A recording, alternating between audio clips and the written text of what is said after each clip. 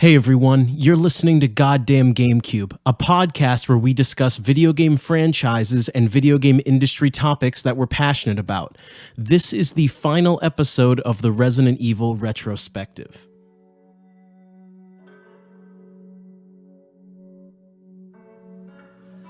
All right, everybody, here we are for our, for now, final episode. Yeah, I guess the Resident Evil saga. I guess you could say our final segment of the Resident Evil Retrospective. Yes, sure. We were saying in the Resident Evil 6 summary that sometimes in your life you got to hit rock bottom before you can bounce back. Yeah. And I would say Resident Evil 7, there's a lot to talk about, and I think a lot of it is positive. Yep. I will say I would like to actually summarize this game in a sentence just to start off. And I think this game is a very, very necessary reset button for this franchise. Yeah. In a lot of ways. At this time, you guys probably remember PT was out. The demo for allegedly a new Silent Hill game. PT was a first-person horror game. And what I found fascinating at the time when Resident Evil 7 came out was the PT demo came out. Yeah. The Resident Evil 7 demo came out, and they were both first-person horror games. Yeah, they were like in development at the same time, too. Yeah, they were in development at the same time, which means both franchises and both directors had the same idea of how to reboot their franchise. Yeah. And I did find that fascinating. And it's a great idea. I mean, it's like, because they're kind of bringing it back to their original plan of wanting to be a first-person horror game. Yeah. And it's like, well, fuck it, let's do it. So, I mean, they did that. I was looking into the making of a little bit, and they basically were trying to boil down the series to its roots, which is a great way if you're trying to reboot, refresh. And they said the core for them was horror and item management. And I'd say they, succeeded at both of those things. And I think them saying those two things just makes me excited. Oh, yeah. Because that's what I wanted. Mm-hmm. Item management and horror. Yeah. Item boxes are back. Item boxes are back. I think Resident Evil 7 is very interesting. It has a lot of influence not only from Resident Evil 1 remake, but also there's a big clock tower vibe in this game where you're doing a lot of running away from monsters or a big enemy that you can't really kill. Yeah. And not too dissimilar from a Nemesis or a Mr. X, but it's dissimilar enough where you have to run away and hide. Yeah, I mean, you can draw that comparison at certain points, but I think it's because it's usually like a named character, it feels a little different. The whole thing felt more involving to me narratively, and I think partially this was because I think the guy who did Spec Ops: The Line did some story direction on it. Oh, really? So I didn't know they had that. a Western influence on that, and I kind of gravitated towards that a little bit, maybe because this is an interesting kind of comparison to make where a lot of Japanese media is kind of like, it's very explanatory and very like gets into the nitty gritty about a lot of things, and like a lot of Western storytelling is very like cut and dry, like let's get to the point kind of shit, and it's just like different tastes based on like culture. So I think maybe that's why I was just like so much more invested in the story and learning more about what was going on. It's just like a really well put together narrative. Would you say Resident Evil 7 is up there with the best narrative in the franchise? Yeah. Yeah. Yeah, definitely. I think it has a very relatable premise. Like, it doesn't like, in terms of, you were saying like an everyman, like the main you character, get it. I get my everyman fix immediately with this. Looking for your wife. You get a message. It's like, gotta go find my wife. I believe you're in rural Louisiana. Yep. The controls are generally like pretty intuitive for a first person. The camera we were discussing, there were some issues with. Yeah, I still think on maximum settings, the camera and the turning feels a little slow. I had like there was a setting that I had that you didn't, I think, with camera acceleration, and it made it feel much better to me. Okay. But I don't know. It taste may vary, but that was just our opinion. The crafting element comes back. There's like chemical fluid or whatever. Well, it comes back in a big way because it really disappeared since 3, right? Yes. Yeah. Yeah. I would almost say it's the start of it because it continued into the remake of 2. Right. Because remake 2 was 2019. Resident Evil 7 was 2016. 16 or 17. Yeah. Yeah, so that's interesting that it did that. And a lot of like the way you manage your inventory and the puzzle solving, it felt more like Resident Evil than the last like several games. Yeah, it's just I will reiterate over and over again, this was a very necessary reset for the franchise. Yeah. And I was very pleased with this game. They said they wanted to bring it back to like being in a house. Yeah, it's a different kind of house, but it's still like the same basic idea. They said they visited like real like haunted houses to kind of get a feel for how they wanted the player to experience them. And they said they were kind of doubtful during development. Like they weren't sure if this was the right direction, or if people would receive it well. Yeah, but they just committed to it and they just kept pushing in that direction. And it's like it shows. It's like they fucking went hard in the paint. Yeah, so I really would like to start right with the intro here. Yeah. Because what I always tell people who have never played this game is the first hour is unbelievably good. Yeah. Where it is the most engaged I've been in a game, period, in a while. Yeah. The first hour. Mm-hmm. And it's just the whole thing from driving up to the house to walking through the yard a little bit. You get into the basement and... Dude, slowing it down, it is back to that afternoon thing that I was telling you about. the twilight sort of... It's like, and unsettled. And so here's a good way to... bring everything up here. You get out of your car and you walk up to the gate and it's like you're looking for your wife. You think your wife may have been like kidnapped. Like you know something's up. So immediately I was like 1-to-1 with the Ethan character because you have the option of ringing the bell and I didn't because I was like probably in the game it didn't work, but I wasn't gonna like ring the doorbell if I thought these people like kidnapped forcibly captured my wife. I'm not gonna do that. And later on, like you have the option of like it says use when you're next to like a piano and you're trying to sneak around. I didn't hit it because I didn't want to like I knew that I didn't know how serious the game was playing, but it seemed like the kind of game where it was like every choice mattered. Yeah, like you just wouldn't do that in that kind of situation, and it's like it's really interesting. I think originally what they were gonna do is they were gonna have you in the back of a taxi, and you were gonna be talking to the taxi driver about, and that was how they were gonna communicate the opening of the story. Yeah, and you were gonna have to travel through like a wheat field at one point. But I think the intro as it is really super effective. You see a lot of weird like ritualistic imagery out in the yard, but not too much. It's just unsettling enough. Yeah, and another thing that you see one of the family members. I think a glimpse. The first guy. Yeah, just a glimpse of him and that is alone is terrifying. He's just a man walking through his fucking yard, and it's scary. It's like, oh boy. It's Jack, I think. Yeah, you barely see what he looks like. It's just like, okay, someone else is here. I gotta be really careful. And that whole like guest house thing, it's like insane. Like it makes opening doors scary. Yes. Like it's you don't know what you're gonna find on the other end of it. That's it.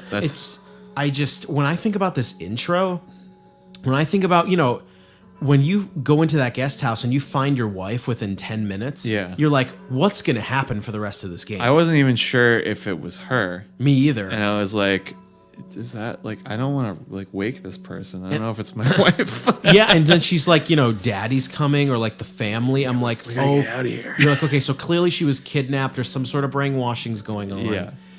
And dude, I got to tell you, the first scare in the game that like really got my heart rate going, you remember like soon after that, you get to walk around the guest house a little, but then you hear a knocking at the basement door. Yeah, because she she disappears. She disappears. You go upstairs. You hear the phone ring or whatever, and I love the use of the phone. I do too. Like it just like draws your attention over to it. That's when because you're like, well, where the fuck did she go? And then you hear the knocking.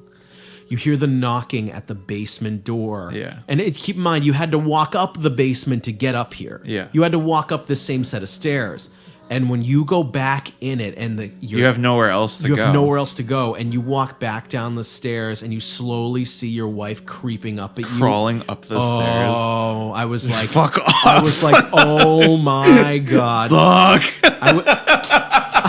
Get the fuck out of here. Dude, I'm just like, oh no. No. Like this game is serious. Not messing around. No.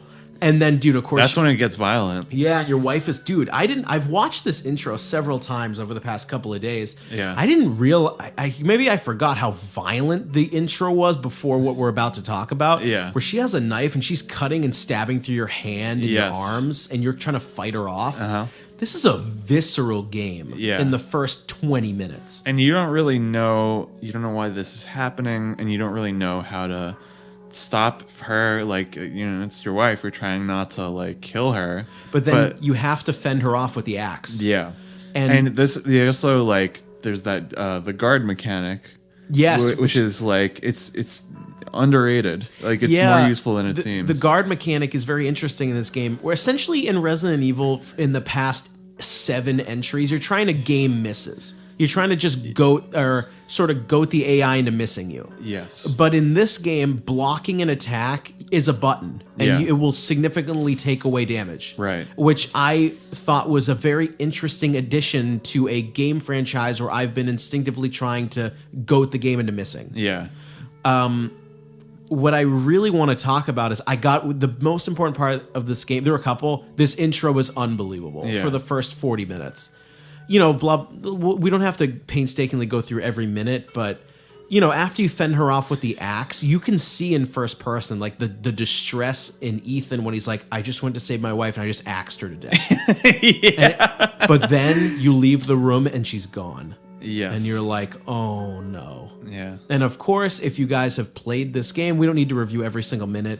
If you guys have played this game, next you walk around the house, she comes at you with a chainsaw. Yep.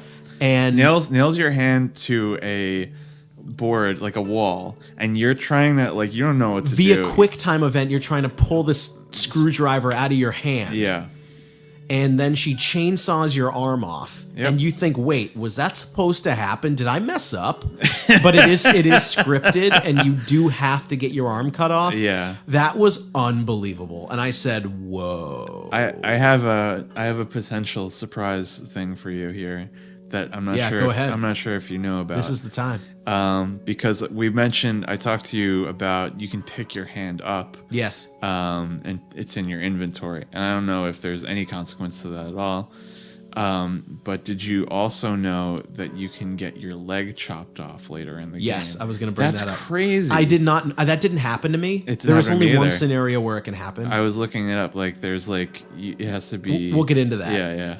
But this intro, guys, like, if you've played this, you know what we're talking about. Your heart rate's probably going up right now. When this happened and you're literally walking around limping and blinking, there's blood gushing out of your arm, I'm like, this is the first 40 minutes. What happens in this game? Yeah. And so, and then you go upstairs in the house. Mia's there, who's your wife. Yeah. There's a small boss fight where you defeat her again. Yeah. I didn't know what. I assumed that you had to, like, bandage your arm or something. So I was, like, frantically looking around. I kept, like, using healing items because I thought you had to, like, stave off the blood or like alcohol or and kind of, like, stop it from bleeding. Right. And so you get the that's when you get the gun, and he says, okay. Do you know what I thought was going to happen? Did you play the demo for 7? No. I thought what was going to happen is the Capcom was tricking me. The first 40 minutes of this game, your character dies, and then you pick it up with someone else. Right. I thought that's like what was going to happen. thing. Like almost like your arm just got cut off. this is nuts. You're not actually the husband. The husband shows up later. Right. Or the husband dies and you play someone else. Right. I thought that's what they were going to do. But then, blah, blah, blah. Someone reattaches your arm, a story character, and it kind of goes on. This is the only one where I would say, don't listen to this. If you, you should... the story really does matter, and you should not spoil yourself. Yeah, we should. If you haven't played it, if you haven't played it, you're probably familiar with the first 40 minutes because it's everywhere. But this is going to be pretty spoiler heavy, and it's pretty important. Yeah. So going forward, we'll get into spoilers, I guess. But so what happens then is you black out. Yeah. And you wake up in what is now I would describe as an absolutely iconic scene, where you wake up at dinner with the whole family, and what a fucking experience that was. Right after an already tense sequence. Have you noticed in this segment we have talked more about the story than in any other game? Yep. We've gone minute to minute of the whole plot. There's so much crazy shit because they did an incredible job. Yeah. And that you can see. And I watched. There's a video of them storyboarding it, in Japan, the whoever was responsible for the cutscene direction, them doing the dinner scene, throwing the bugs at you and making shit. you eat it. Yeah, and it's so you got the dad, the mom, the son, and the old lady right next to you. Yep. And there's some kind of distraction. I think Zoe calls on the phone, and that's when everyone kind of goes their separate ways. Here's something that was interesting. They staple your hand back on. Yep. Internally, I'm like, oh, well, it wouldn't work like that. You'd have nerve therapy and you'd have to set the bone and stuff, but whatever. But they staple your hand back on. Immediately after you realize that your hand's been stapled back on, you have the new wristwatch the thing. Pip Boy. Yeah. Yeah. That shows your that goes back to the caution levels of Resident Evil EKG system. Yeah, which is great. It's awesome. But in that scene, the son is about to take something off the dad's plate, I think, and the dad chops his son's hand off. Yes, and I forgot about that. I had a theory that it wasn't actually your hand. It was someone else, one of the son's hand or something. Because he says, "Not again," and it's do I have the son's hand instead of mine? I don't think anything ever comes of it, but it was an interesting idea. I don't know if they're gonna do a Metal Gear thing where he controls you with his hand. That's interesting. I didn't think about that. That was one of my weird theories that I had. But so after that, that's kind of when the game opens up. Yeah, becomes the real game. Yeah, and it's mostly in the beginning exploring the house, and the cop comes to the window, and I thought he was going to have a much bigger part. I thought he was going to be a lot more like Zoe functions. He's more of an ironic character. I thought he was going to be your contact outside the house. I'll go get help, I swear. But he does not last long. And immediately you are confronted with the dad boss battle. Yeah. In the garage. And I really enjoyed this because it was so fucking awkward. It was because knowing who Ethan is, he's just a normal guy. It's the first person really adds to it too. It's what do I do? I have a pocket knife. You can go get the gun off the cop. Yeah. I think that's important to know. Where when they set up this boss fight, the police officer who gives you a knife through the window says, "Meet me in the garage." You meet him in the garage, and then Jack comes up behind him and kills him. He ambushes him, yeah. And so the boss battle just starts where you're like, wait, what do I do? And if you look down, the cop's gun's on the ground. Yeah. And you can take it. But for me anyway, either it wasn't enough or I missed too many times. And he goes, "Watch you out of ammo, son." That's so scary. Holy when fuck. the family members comment on how well you're doing. Yeah. And it's insane. And it just you're basically throwing everything you can possibly imagine at this guy. Yeah. And then you get into the situation with this is such an excellent character moment where with the car, when you get into the car, he you said you can kill him with it, you right? Can. Didn't happen for me. I got in, he's like, "Nope, I'm driving," and he dragged me out, and he gets in the car, and he just keeps like going back and forth trying to ram you with it. Yep. And he will just do this until the car explodes. And it's such a great, like, he has no fucking interest in like self-preservation or the well-being of his car. He's just trying to, like, he knows he's just fucking with you, you know? And it's like, it's terrifying. And eventually you get the better of him, and he's like, I'm gonna show you something crazy or something, and he blows his own head off. And it's like, holy fuck. This game is like insane. And I do want to say, like, you and I differed on this boss battle a little bit in terms of our opinion. Yeah. I thought it was a little bit irritating when he gets in the car, because you can get killed very easily. And I had to do it a couple I lucked of out, times, I guess, with that. where you kind of have to either get him to keep hitting it against a wall or have him go in a circle. Yeah. You kind of have to game it a little. I was... And like, so... it's an incredible scene, but to me, I didn't have the best luck on my first opportunity through that boss, and I found it a little irritating. Yeah. However, like the setup with the gun on the floor, you can actually run around and find a lockpick and pick a box, and it's crazy. Yeah. And especially, like, I've never gotten in the car and killed them, but you can. And you that's can just find wait, is that your car? Because you can, because you can get your car key on the wall, and it didn't. I didn't get the chance to try it. I don't know if that was supposed to be your car. Oh, maybe it is. Because if so, then that's probably how you do it. Like, you get your own car and you smash them with it. I don't know. I'm saying, like, it's the car that you can get into that he takes you out. Right. Of. Yeah. You can do it. I actually saw Donkey do it, which is really funny. But what I think is really great, well, there is one flaw in that boss battle that we should talk about. Even if your gun's out of ammo, he will still kill himself with it. Which is, I noticed that. Which I wish they put some thought into. If there were no bullets in it, it was different. Yeah. It's like, well, maybe, or he had his own gun. Yeah. That'd be something. But that's a tiny, it's a tiny tiny thing. So I have this very sequential. I hope that's okay. Just because it's like, it just keeps stacking up. That's kind of when they introduce, you got to get the dog heads. And that's when the first time you see the mold people. Yeah, kind of like you're not quite zombies, but you're getting back in that vein of monsters. Yeah, and they are absolutely terrifying. Even, I think the whole game, I think they're scary. No, like, because they keep throwing them at you, and almost like these sludgy sort of monsters. Sludgy zombies. They come out of the wall, and I did notice. I figured it out that if you kill them, they won't respawn until like a next section of the game. A scripted sequence happens, and then like more of them will come. But then they're gone if you kill them again. I was just gonna say, do you mind if we bring up like one thing before we go sequentially? Yeah, I do want to talk about something in this first segment of the game. When Jack is following you around the house, there is a lot of hide and seek cat and mouse here that we didn't talk about. You are not loaded with resources in this game at all. There are many moments where you are hiding in a room, he's going to come in, you got to leave and trick him out where you can avoid him. Yeah. And that's great.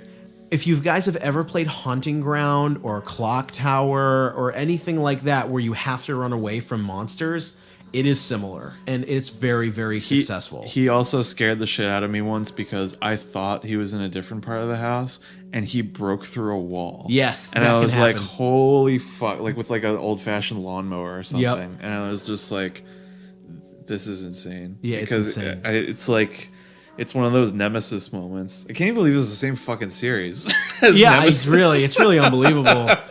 But yeah, that's really incredible. Like when you go into the crawl space to get away from him and shit. Oh my god. That's what the series needed. It needed that terror. A reboot. But yeah, that's a whole thing where you go down to the basement in the morgue and you kind of have to do some puzzle solving there. I like that section. It's really a really good. I saw a reviewer. It could have been GameSpot. Right. They said Resident Evil 7 is like the Resident Evil 1 remake light, like LITE. Yeah. Where it is, they took a lot of cues from that game. Yeah. Successfully. Puzzle solving is back. Item management is back. You're in a house. You're opening locked doors. There's a big throwback to that stuff. I think it's like we didn't really. I think we kind of understated it when we talked about Resident Evil 1, how scary that game is. Yes. And this game is a great successor in that respect. Yeah, 100%. I think they are the two scariest ones. If you really, we do joke about this sort of throughout this series, or throughout this series of conversations, where Resident Evil really needed a director to say, no, that idea is stupid, we're not doing this. Yeah. And Resident Evil 1, the remake, and Resident Evil 7 are the closest this series get to very serious experiences. Yes. And it's really, really important. Yeah.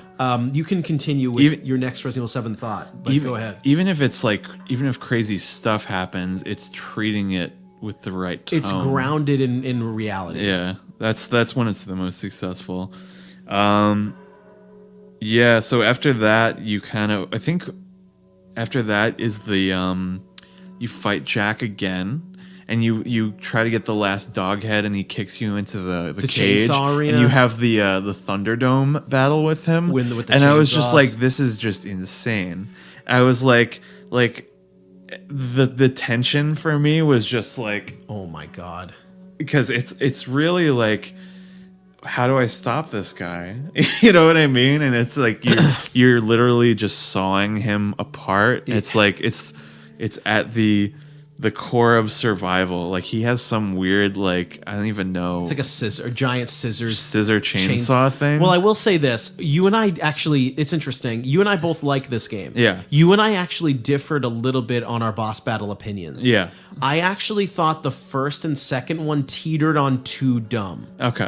For the the car one in the garage was a cool setup, so it's fine. Yeah. I thought the chainsaw battle teetered on, come on, man, we're gonna have a chainsaw battle in a basement. Like, you don't really need to do that.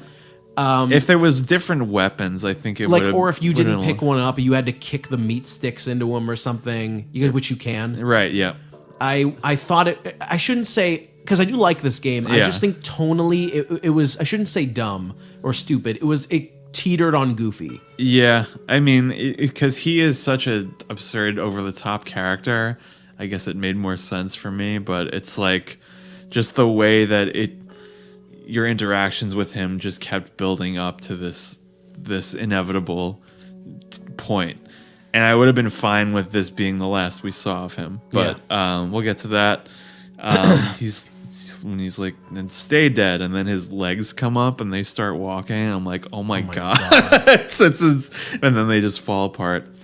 But that's a big cathartic defeat moment where because you finally get the better of him, and that is when you get out of the house. And this is an absurd time to bring this up, but you get out into the yard and you see the trailer, and that's when I realized this was my favorite game in the series.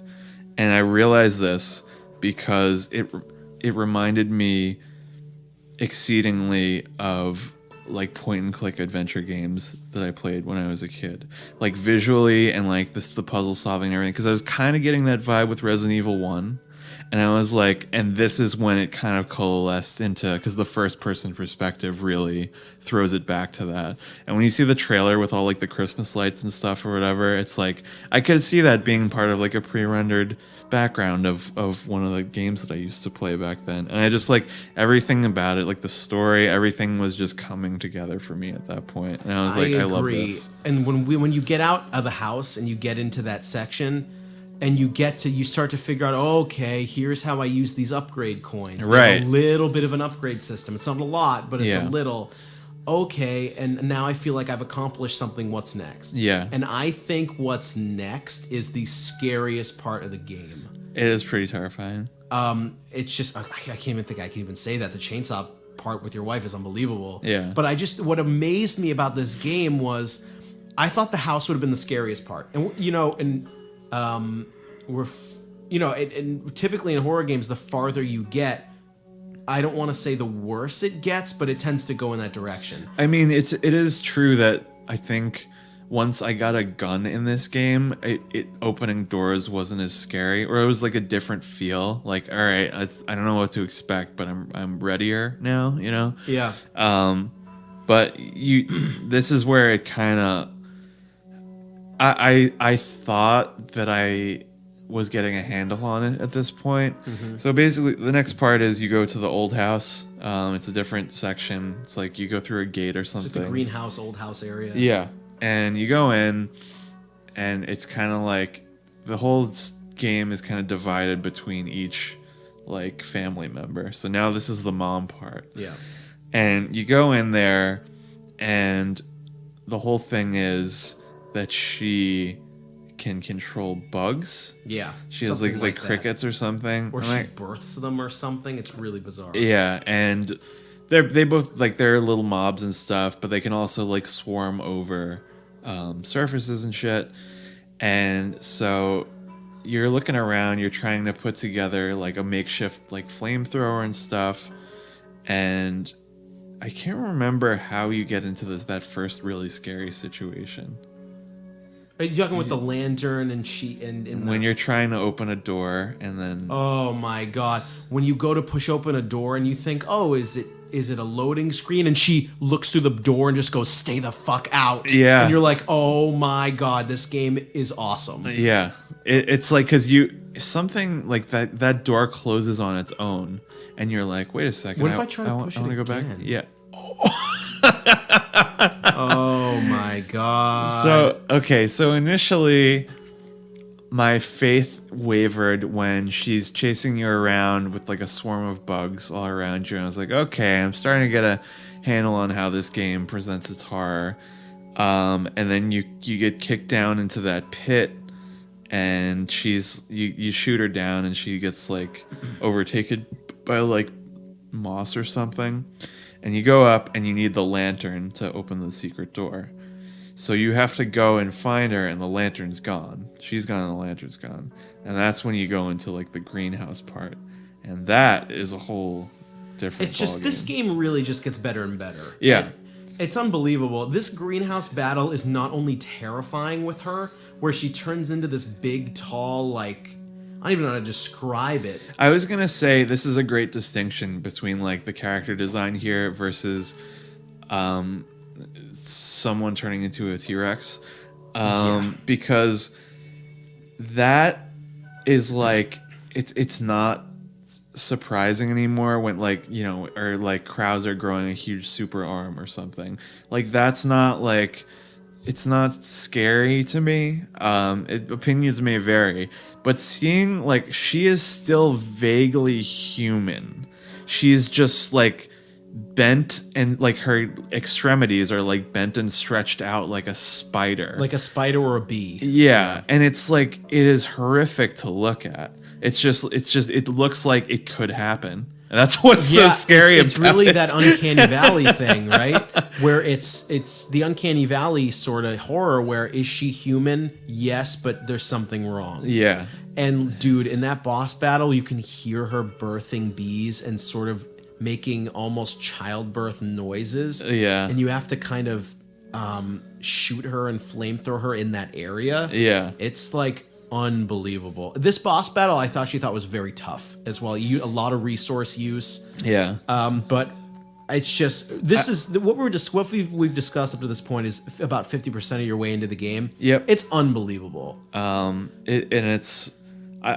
brings up another point I wanted to mention is that the resources in this game was always for me like just enough. I thought it was very fair.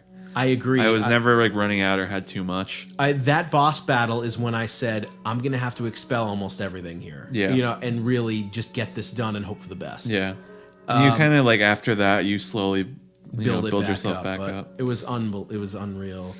You have it's because we could dictate every single minute of the game. But we're kind of like I kind of blitzed through the end of it. The game does get a little weaker towards the end. I did want to talk about the video sequence and the puzzle there, if you have that.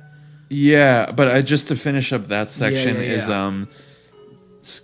speaking of thinking I would not be scared by it anymore. That's when you go into the playroom and it's all dark and your flashlight stops working, and that's the first time you see the little girl. Yes. And it's like, okay, fuck this. Yeah. Oh my god. I'm about to head out. It's like this I sound like I'm in shock when I say this. Just it's unbelievable to me. Like, I say that word too much too. Like, Beppe brought this up, that this is the same franchise. Yeah. That went from an abysmal 6, a bad 5.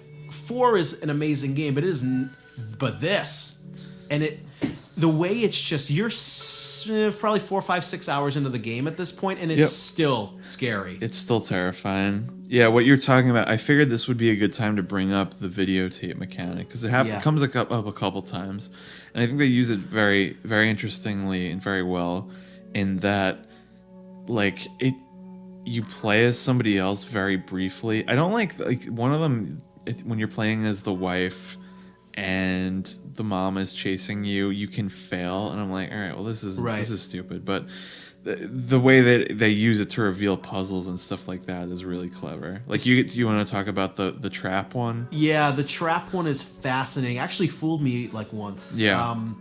So you get to sort of the game does have a linearity to it where you're kind of dealing with each family member at a time. Yeah. You get to, is it the brother or the nephew, the younger one? Their son, Their Jack, son, whatever his son. And you get to this sort of, it's almost like a Saw sort of situation where he wants to play a game, or and so you get to this segment where you watch a videotape of the son torturing someone else who came into the house. And it all had to do with, you're in this room and you have to find the code to open a door, but to do that, you have to go through a series of puzzles. Yeah. And keep in mind, you're playing Resident Evil 7, you're watching a videotape in Resident Evil 7 of a character trying to solve this puzzle you're then going to have to solve. Yeah. So in this videotape, the character in the video ultimately fails, where he gets the passcode, opens the door, but because of how he solved the puzzle, it causes this pool of wine to form, or oil, and the room lights on fire. Yeah. And it burns him alive. Yeah. And what I found genius about this was, you are trying to find specific aspects of the video you're watching to avoid that ending. Yeah. I didn't understand that the first time. I thought I just had to do it verbatim. And I died. Right. And I was like, wait a minute. Is that because I get it? Yeah. They're giving you the password in the video so you can use it at the start, so you don't engulf yourself. I don't think I've seen that in like any other video game. I have never seen that. I just want to take a moment here. We've now been discussing the Resident Evil franchise for almost 5 hours. And I have never seen this. It's so brilliant. It was brilliant. Beppe says it the best. It was absolutely brilliant. And that's kind of like the end of that segment. Like, that's like just to outsmart this guy. Outsmart the nephew or the son or whatever. Moving on, we have a part that I'm not crazy about, but I was like, all right, I'll give it a pass. Is the last time you fight Jack, he's become a giant monster. His design is actually not bad, except for all the giant googly eyes, like the classic Resident Evil. Like, you just got to blow him up. There's weak points. Yeah, it's kind of one of these boss with weak points sort of bosses. Yeah, it's not great. I didn't hate it. It's just.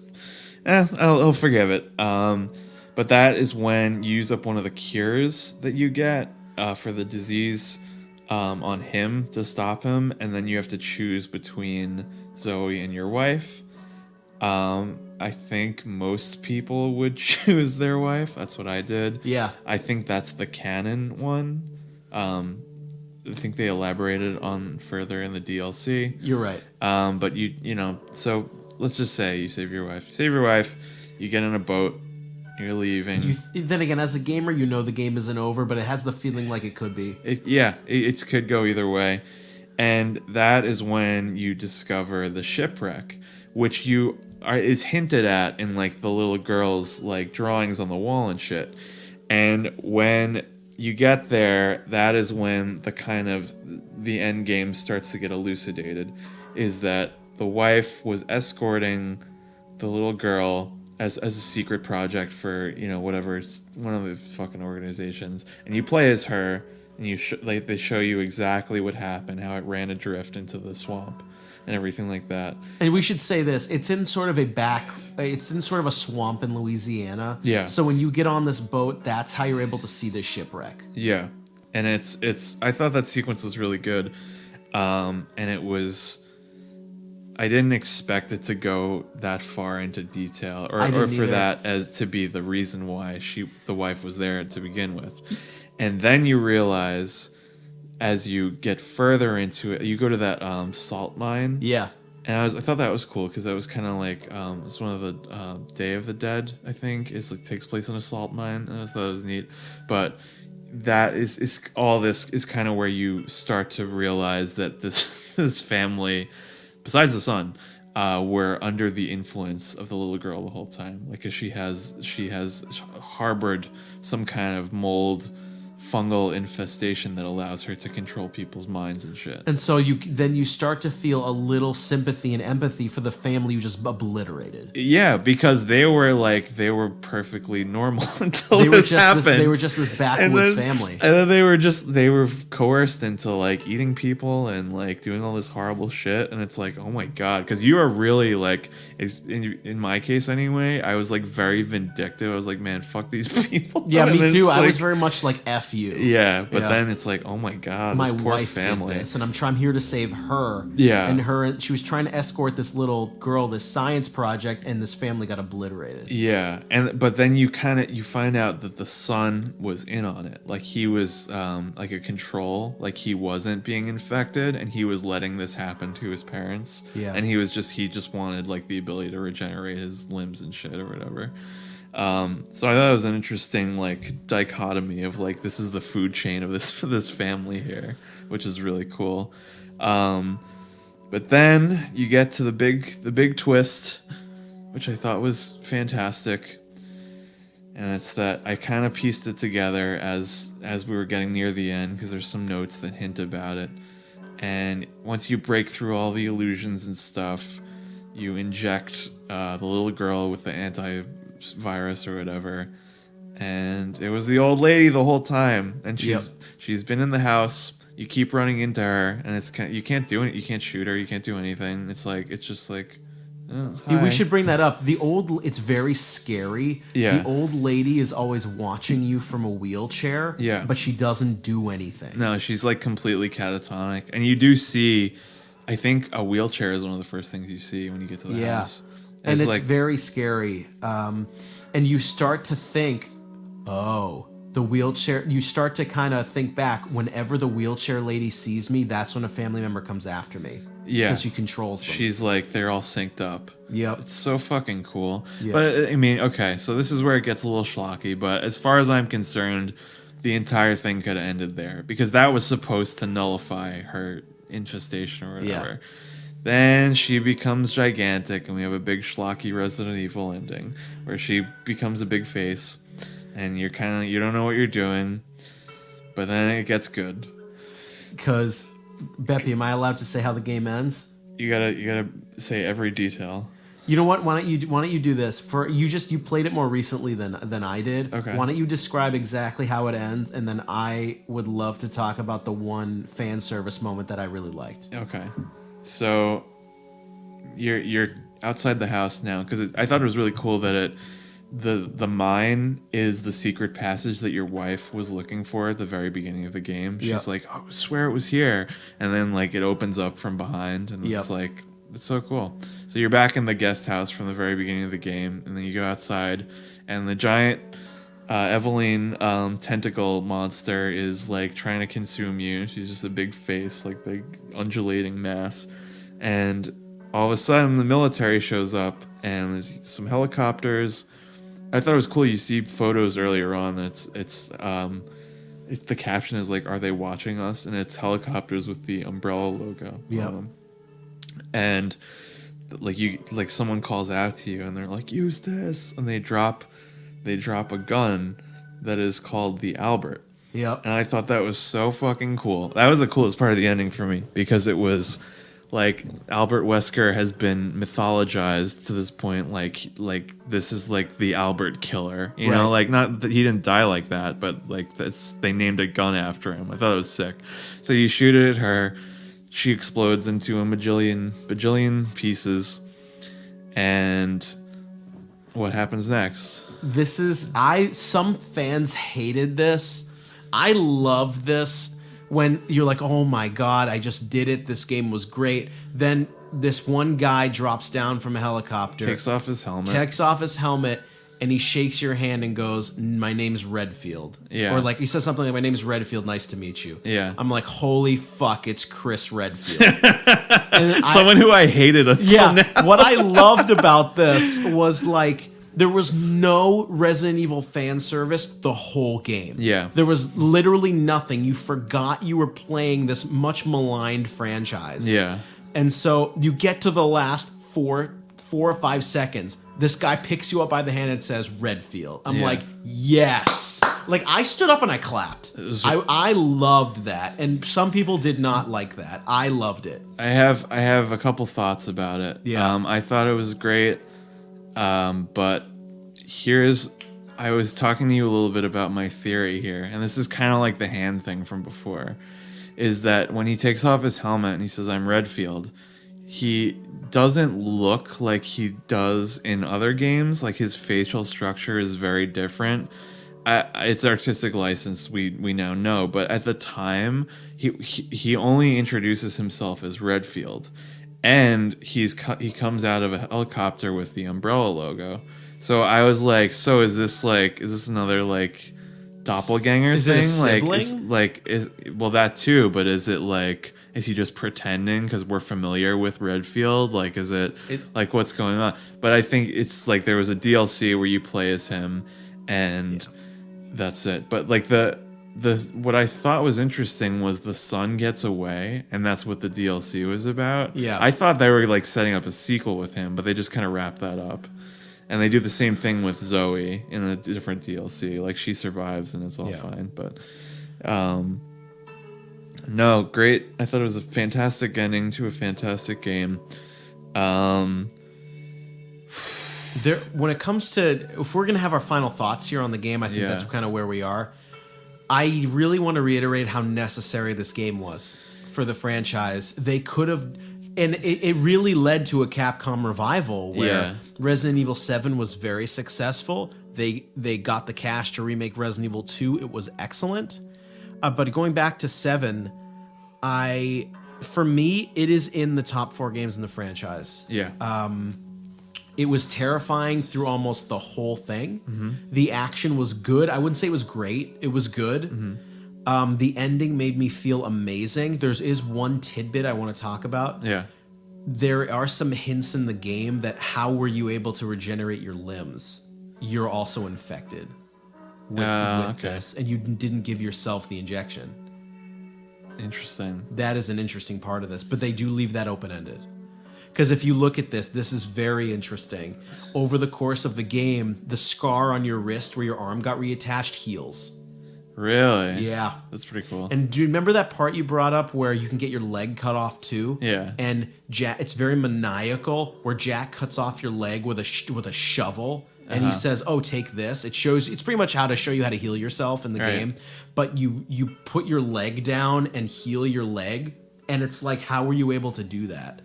Yeah. There are some inklings in this game where you are also infected with the mold. I thought that was probably what happened. Like, because it's, I don't know. It's interesting, but it ties into my theory for a future entry. But we'll get to that. I do have a quick question for you about when you said you forgot that you were playing a Resident Evil game. I have something that I'd like to pose to you. Do you think this would have been better as its own thing? Or, no. I feel the same way. I think it means more as an addition to the series than it really shows me not only a source of redemption for the franchise. Yeah. It really shows me what they were able to do with this copyright, with this franchise, with this name. Yeah, because I'm thinking, like, compared to how, say, like, Outer Worlds is like, well, you wanted another New Vegas, so here it is, but it's a different IP. You know what I mean? So I think I like to see a good comeback story here. I agree. It just feels good to me that the Kings of Horror did it again. Yeah. And also, there were a couple, like I said, there was really no fan service in the game, but there were aspects to Resident Evil in the game. Herbs, mixing, item management. There were a lot of Resident Evil nods. Yeah. And it having the name I think it's absolutely justified. I think it's beneficial. I do too. Not only from a marketing perspective, a franchise perspective, Yeah. redemption. Absolutely. So in terms of this is really getting into the final stretch here, but in terms of predicting what is going to happen in the future, I think an interesting observation that has been had by a couple people is how if you look at the previous games as like trilogies, so you have 1, 2, 3, and 4, 5, 6. So you have 1 and 4, which like reinvented like everything, and then you have 2 and 5, which are kind of like, opinions may vary, but like kind of lesser versions of the first one. Yep. And then 3 and 6 is kind of like, well, this style has completely like run out of juice, kind of thing, like that. Like, yeah, you're 100% right. I think 3 is much better than 6, but like to the same extent where it required a reboot, and now we're at 7. So I'm hoping that 8 is not like a lesser version of this one. Yeah, I understand. I think we definitely should talk about future thoughts here, or grand maybe ideas about the franchise. Yeah. I posed this question to myself about a week ago. Yeah. And I said Resident Evil 7 was awesome. The Resident Evil 2 remake was very good. I have a lot of problems with it, as we've talked about. But if Capcom had to choose a direction, if they had to make a Resident Evil 7 again, or they had to go in the style of Remake 2, I would take either. Yeah. And I think that is very important, because that shows me I'm confident in this company again. Yeah. Faith in the company. Where in 2012, I would say, I made a post on the GameSpot forums being like, they should just go, they're almost out of money. I hope they do. I hope they run out of money. Because they were destroying their franchises. Yeah. And I'm so glad they didn't, because 7 was great. Yeah. And when I think of what they were able to do with Remake 2, even though we discussed a lot of problems with it. Yeah. The big thing that I think everyone should take away from this is, it should be obvious from the time we've taken to just talk about 7. Right. Faith has been like regained in this franchise. And not just like that, like other, like, Devil May Cry 5 was super positively received. Yeah. Like they've got a lot of good right stuff on the burner. So I have an idea for 8. But before we get into that, I'm going to ask you something that they should have asked themselves a long time ago. Do you think this series could benefit from a game plan, or do you think they should just take it case by case, like game by game? That is a really good question. I think the way that video games are developed now, I think you got to go game by game. Yeah. I mean, because, trends and, development, and you've seen this with me the past couple of years. Yeah. Where we went from Resident Evil style to first-person horror to, you name it, to these games like, what was that game in the asylum where you were a whistleblower? What is that? That horror game. You run around with a camera. I don't know. What is that? I don't know. Ironically, that was part of my idea for 8. Yeah. All right, so I'll just get into it. Yeah. Like, so Ethan is like, he's captured by who the new villainous organization are, and they have him like committed to this, like, it's a hyper realized version of an asylum, and it's like where they keep all the like freaks and like the people that their former experiments, like rejects or whatever, that they just still want to study. Oh, the game is Outlast. Okay. So that in a Resident Evil setting, I guess, like because and then you could have like puzzle solving and exploration and all this stuff, and you got to escape this big like hospital or something. That's really That to me sounds like a continuation of 7. Yeah. That feels like the way you're leaning, Yeah. at least. For me, I don't know what they're going to do. There are Yeah. big rumors they're going to remake 3 before anything. Yeah. And to kind of set the tone and see where the video game industry is at. Right. And I'd be okay with that. 3 is not, as we've discussed, not really a game I love. So I'm not too, like, my heart really isn't in that. Yeah. If they remade it, though, I I'd think it play would be like they could really elevate it. I agree. But I think for me, like I just said, either direction I would take. Yeah. Because I just have a ton of faith in them now. Yeah. I think now it's probably time for closing thoughts on the entire retrospective. We just did it a little. Yep. Personally, I'm going to say for me, the top 4 entries, I believe we've discussed 8 of them today. 9. 9. Wow.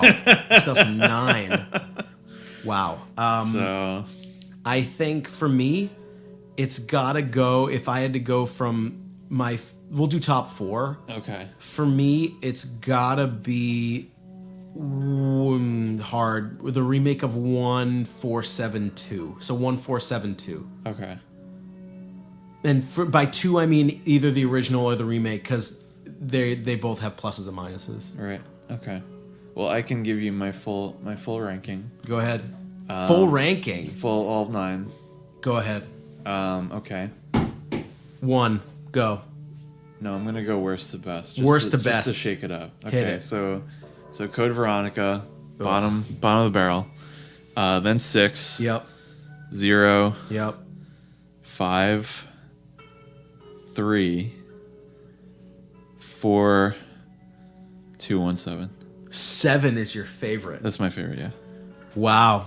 It really, like, I thought it was gonna be 1 the whole time, and then I was like, wow, this really it stole my heart. I think that's awesome. Because I'm surprised. I shouldn't be surprised because I shouldn't say most. I guess I'm more like story oriented too. No, and it should be very obvious from everybody listening to this how much we discuss the story of 7. We didn't do that in any of the other 8 other than to make fun of it.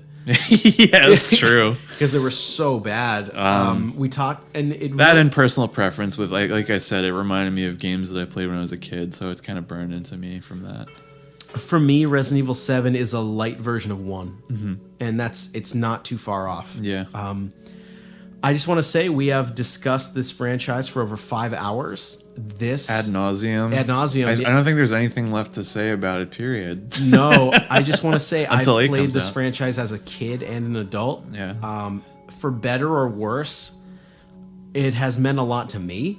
Yep. I play there's a charity called Extra Life that happens every November that benefits Boston Children's Hospital, and I play the Resident Evil remake, the first one, for that charity as a speedrunning challenge. So this game's meant a lot to me.